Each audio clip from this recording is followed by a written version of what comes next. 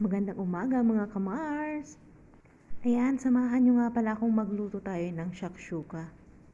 So tara, samahan nyo ako. Titignan natin kung paano magluto ang Saudi Arabia ng ginisang itlog mga kamars. So ayan na nga, nagpainit ako dyan ng kawali. Nilagyan ko na ng mantika. At syempre nilagyan ko na yan ng sibuyas mga kamars. So hindi tayo naglagay ng bawang dyan. Syempre mekos-mekos lang yan mga kamars hanggang sa maluto.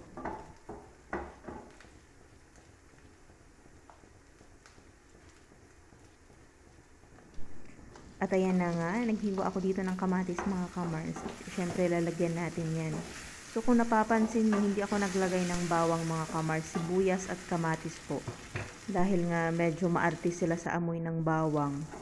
Kaya di ako naglagay ng bawang. So ayan, naglagay na rin ako ng isang cube dyan mga kamars. So mekos-mekos lang yan.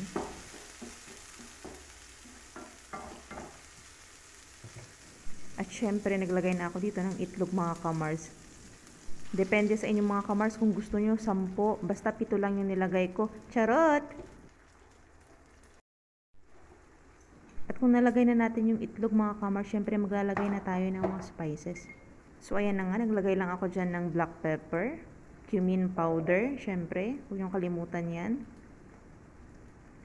At ang ating paprika powder. Syempre, mekos-mekos nyo na yan mga kamars. At may hiniwa nga pala akong chili green. Nilagyan ko rin yan mga kamars, maliliit lang.